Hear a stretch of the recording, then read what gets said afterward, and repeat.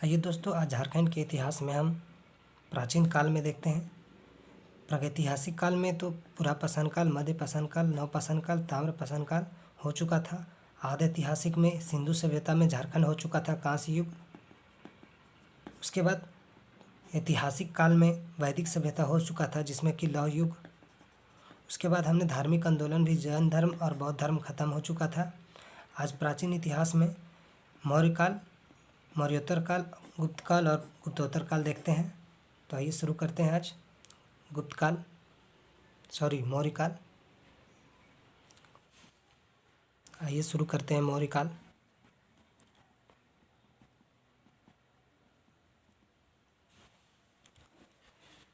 मौर्य वंश की स्थापना चंद्रगुप्त ने किया था। चंद्रगुप्त मौर्य ने किया था। इनका गुरु चाणक्य थे। इनके प्रधानमंत्री भी यही थे, चाणक्य या कौटिल्य। इन्होंने अपने पुस्तक अर्थशास्त्र में झारखंड को कुकुट देश कहा है। आइए देखते हैं झारखंड का क्या योगदान था। जैसा कि हम जानते हैं कि भारत में मौर्य वंश मगध साम्राज्य में अपना शासन चला रहा था। ये मगध साम्राज्य था, तो मगध में ही बिहार, झारखंड भी था। तो झारखंड के छोटा नागपुर में जो लोहा बनता था वह सुदूर मेसोपोटामिया तक जाता था, इराक में। मेसोपोटामिया का नया नाम इराक है। तो इसका विदेशी व्यापार भी था। तो यहाँ से जो दक्षिण भारत में आता था व्यापार, तो मगध साम्राज्य का जो दक्षिण में व्यापार था वह झारखंड से होकर आता था, क्योंकि ये पूरा मगध साम्राज्य है। अब यहाँ से लोहा आ रहा है, तो दक्षिण भारत तक पहुँचने के लिए, सभी जगह पहुँचने के लिए, तो ये झारखंड से होकर आता था। इसलिए कौटिल्य ने अपने अर्थशास्त्र में झारखंड को गणतंत्रात्मक शासन प्रणाली वाला प्रदेश बोला था।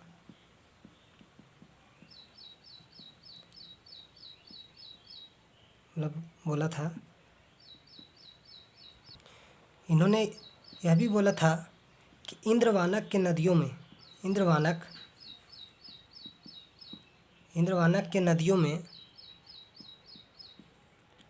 में हीरा मिलता है। इंद्रवानक नदियों में मुख्य तौर पर ईब और शंख आते हैं। शंख झारखंड के गुमला में है, जबकि ईब छत्तीसगढ़ में है।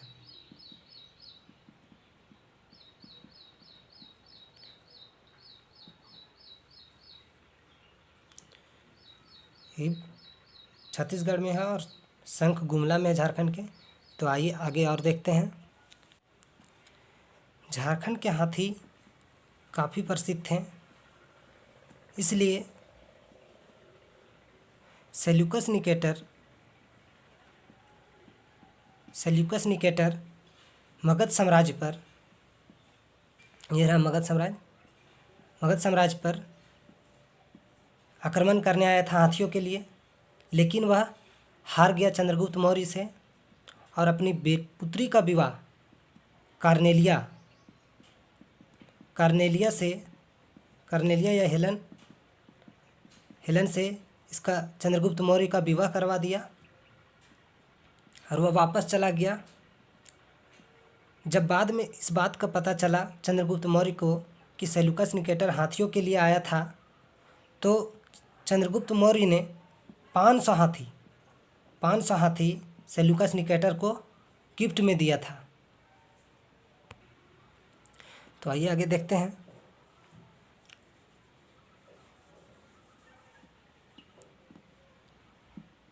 आगे चंद्रगुप्त मौर्य ने झारखंड के निगरानी के लिए, छोटा नागपुर के निगरानी के लिए आटविक नाम का एक पदाधिकारी को नियुक्त किया था। इसका मुख्य काम था कि झारखंड के जनजातियों को किसी से गठबंधन नहीं करने देना है और यहाँ से जो हाथी आएगा वह युद्ध के लिए उपयोग होगा। उसके बाद आगे देखते हैं हम। आटविक जो था वह वनाध्यक्ष और नागाध्यक्ष होता था।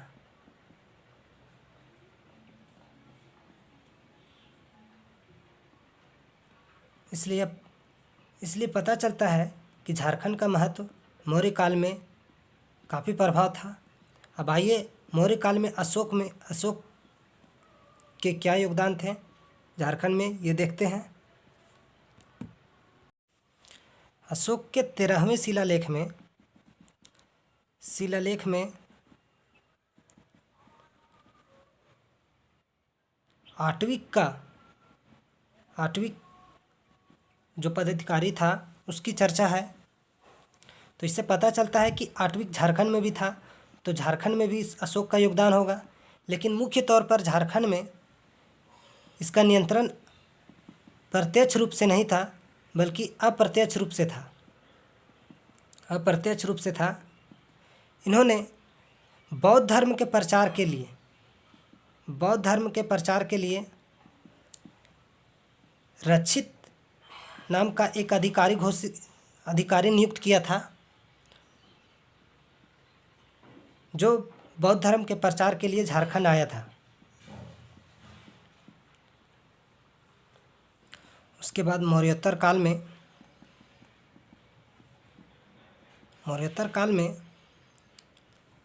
झारखंड का विदेशी व्यापार का संबंध और भी बढ़ गया, क्योंकि मौर्योत्तर काल में ही हिंद यूनान, शक, पहलव तथा कुषाण आए थे। इसलिए इसका विदेशी व्यापार भी बढ़ गया। कुछ इसके प्रमाण भी मिले हैं, जैसे कि सिंहभूम में रोमन साम्राज्य का सिक्का मिला है। रोमन साम्राज्य सिक्का। उसके बाद चाईबासा में इंडो सिथियन का सिक्का मिला है। सिथियन।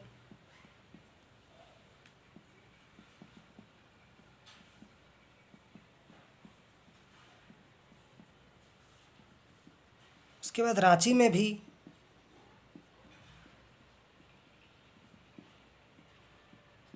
कुषाण कालीन सिक्का मिला है, जिससे पता चलता है कि झारखंड का व्यापार विदेशी भी था।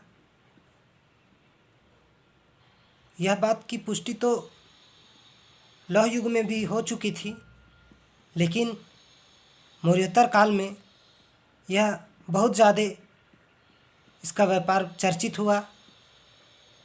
गुप्त काल की स्थापना श्रीगुप्त ने किया था। गुप्त काल को स्वर्ण काल भी कहा जाता है, क्योंकि इस समय सांस्कृतिक विकास काफ़ी ज़ोरों शोरों से हुआ था, इसलिए इसे स्वर्ण युग भी कहा जाता है।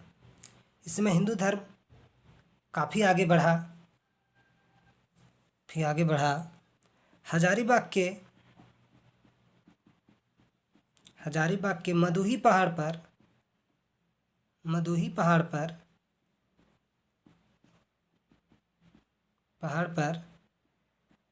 पत्थर काटकर मंदिर का निर्माण किया गया है।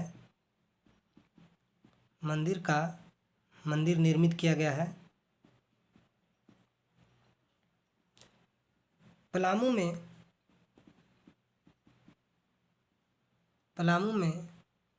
चंद्रगुप्त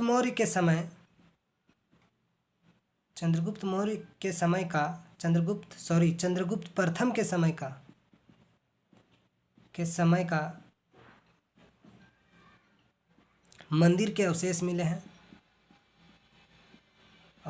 हैं, ऐसा कहा जाता है कि झारखंड में मुंडा, पाहन, महातो तथा भंडारी जो है वो गुप्त काल का देन है। मुंडा, पाहन,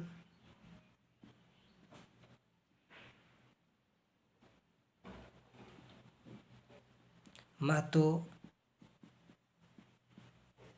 तथा भंडारी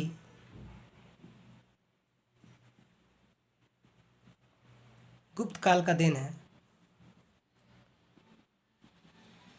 गुप्त काल का देन है। गुप्त काल का सबसे प्रतापी शासक समुद्रगुप्त ने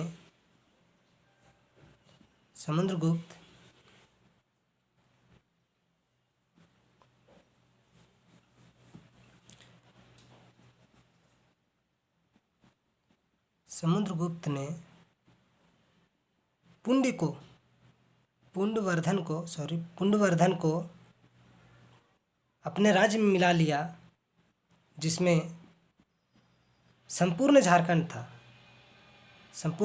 का क्षेत्र था।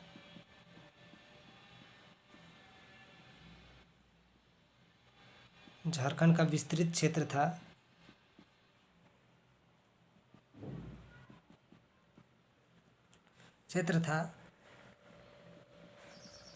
समुद्रगुप्त के दरबारी कवि हरिसेन ने समुद्रगुप्त के विजय गाथा को लिखा है प्रयाग प्रशस्ति में। विजय गाथा को प्रयाग प्रशस्ति में लिखा है, जो इलाहाबाद में है। इसमें लिखा है कि इन्होंने आट्विक विजय के बारे में भी लिखा है। आट्विक पर भी इन्होंने विजय पाया था। तो इससे कहा जा सकता है कि आट्विक, जिसको कि मौर्य काल में जनजाति के नियंत्रण के लिए रखा गया था, जनजातियों पर नियंत्रण के लिए रखा था चंद्रगुप्त मौर्य ने आट्विक को। तो इस पर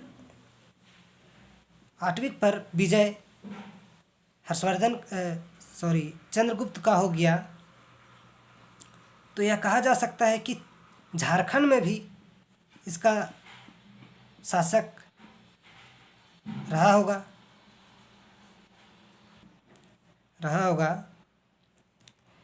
कहा जाता है कि समुद्रगुप्त के झारखंड में आने के बाद बौद्ध धर्म का पतन प्रारंभ हो गया। उसके बाद चंद्रगुप्त द्वितीय आते हैं अपने भाई को मारकर, रामगुप्त को। चंद्रगुप्त द्वितीय आते हैं और इसी के समय फहियान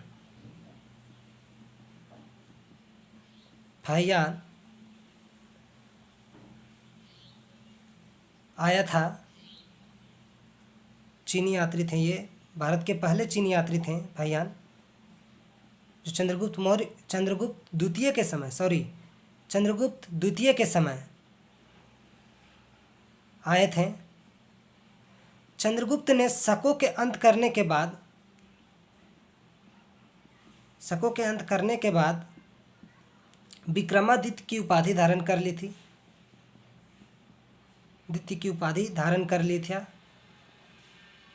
कर लिया था।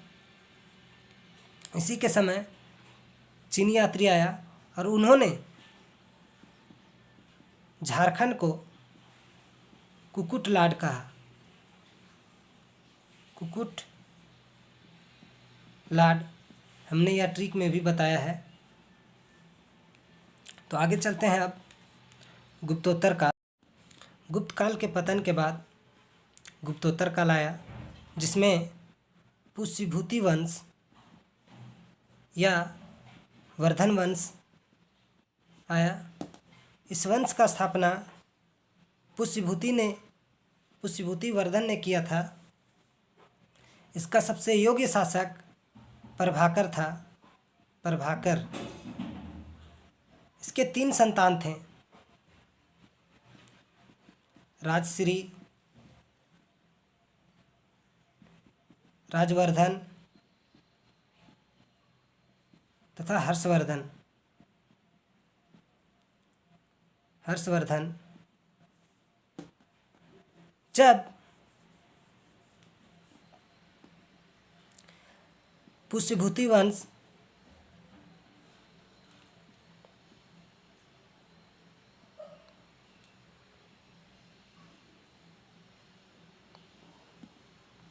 माफ़ कीजिएगा, मैप अच्छा से नहीं बन पाया है।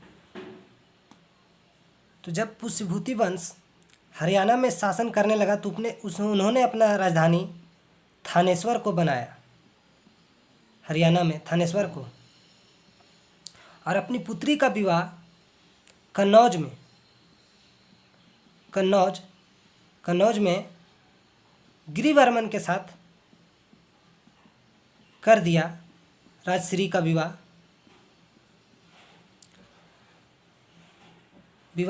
कन्नौज के राजा गिरिवर्मन के साथ कर दिया। गिरिवर्मन का विवाद मालवा के शासक देवगुप्त से काफ़ी समय से चल रहा था, जिसने देवगुप्त ने कन्नौज के शासक गिरिवर्मन को हत्या कर दी और राजश्री की हत्या करना चाहा, लेकिन राजश्री अपना जान बचाकर जंगलों में भाग गई। इस बात का पता राजवर्धन को चला तो राजवर्धन ने देवगुप्त की हत्या कर दी। उसके बाद देवगुप्त का मित्र था गौड़ शासक शशांक। इसने राजवर्धन की हत्या कर दिया। जब इस बात का पता हर्षवर्धन को चला तो हर्षवर्धन ने फिर से शशांक की हत्या कर दिया। तो शशांक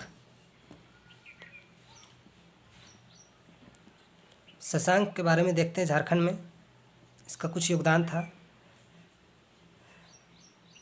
शशांक जो था वो संपूर्ण झारखंड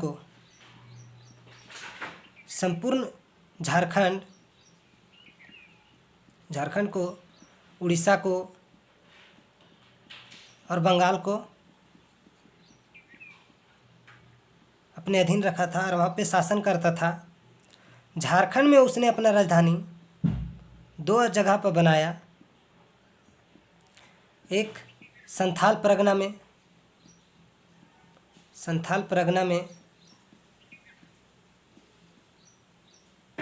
परगना के बड़ा बाजार में, दूसरा दालमी में जो धनबाद में है। यह एक पहला ऐसा शासक था जिसने अपना राजधानी झारखंड में बनाया था। शशांक जो था शैव धर्म का अनुयायी था, इसलिए इसके समय में झारखंड में अनेकों मंदिर बनाए गए शिव के, जिसमें से उस काल का प्रसिद्ध मंदिर वेणु सागर है, जो शशांक के समय बनाया गया था। यह मंदिर सिंहभूम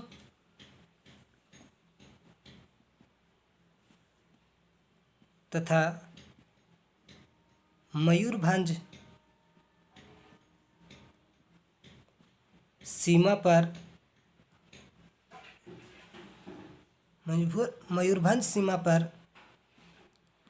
कोचांग में है, कोचांग में स्थित है,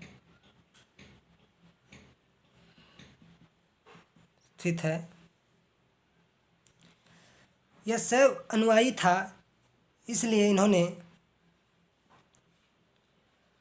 बौद्ध और जैन धर्म को,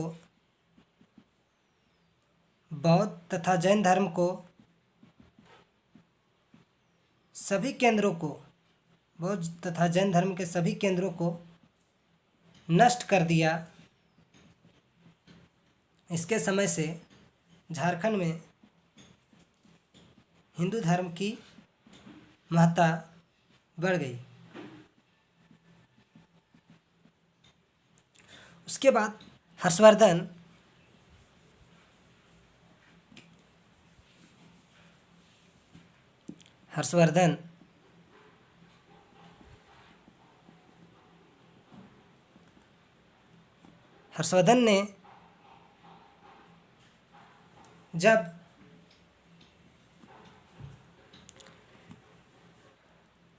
ने जब शशांक की हत्या की, तब उसके बाद इसके दो चुनौतियां हो गई इनके पास।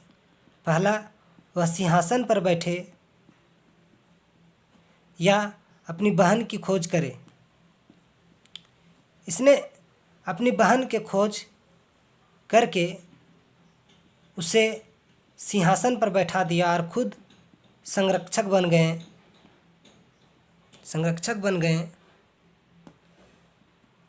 यह पुष्यभूति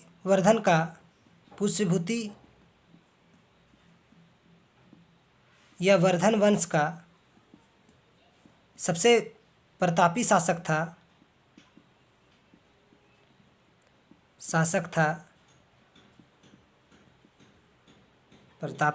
था। इसी के समय कंजांगल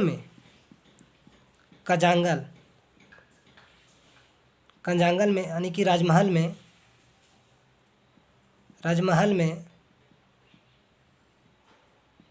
हवेनसांग मिले थे।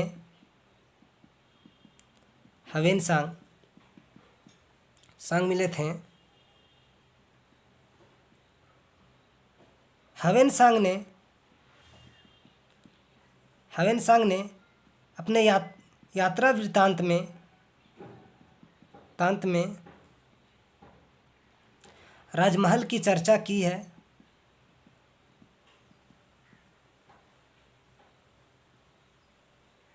आशा है कि यह वीडियो आपको पसंद आया होगा। यदि पसंद आए तो लाइक एवं सब्सक्राइब जरूर करें। धन्यवाद।